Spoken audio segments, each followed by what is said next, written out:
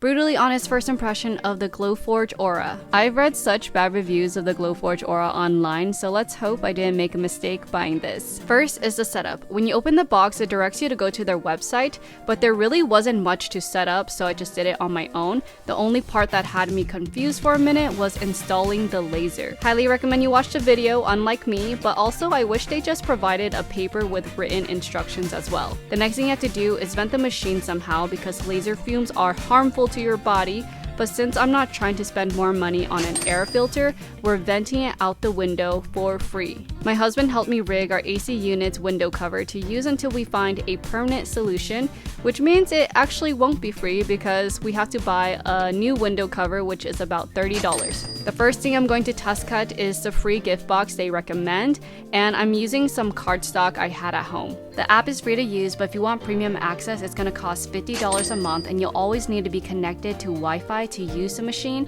because the app is online. Just something to keep in mind. The most challenging part for me was understanding the material settings, because if you use their proof grade materials, the settings automatically changes, but if you're using a different brand, then you have to do more testing to find the right settings. Luckily, there's already a ton of people out there that share the settings for different materials online, so you can just look it up. My room is starting to smell smoky, and I read that this is a common experience and people have to add inline fans to further push the smoke out, which is something I'm eventually going to do as well, because who wants to be breathing in smoke? It's true that the Aura is beginner friendly and great for home crafters, because after my first project, I already felt confident enough to try a new material and design on some plywood. The laser moves kind of slow, so I want to say it took about 40 minutes to an hour to cut this entire puzzle out, which is the worst thing I have to say about the Aura so far. But on the other hand, it's safe to say I'm addicted to laser cutting now because it's so easy to add things along the way. The last project I wanted to make was Tanjiro's earrings from Demon Slayer.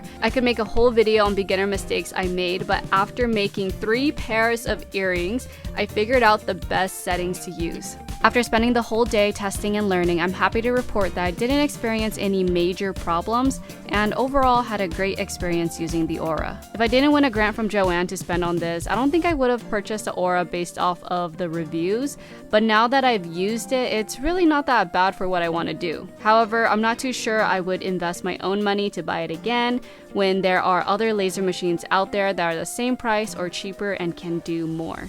Stay tuned for a follow-up in 1 to 2 months.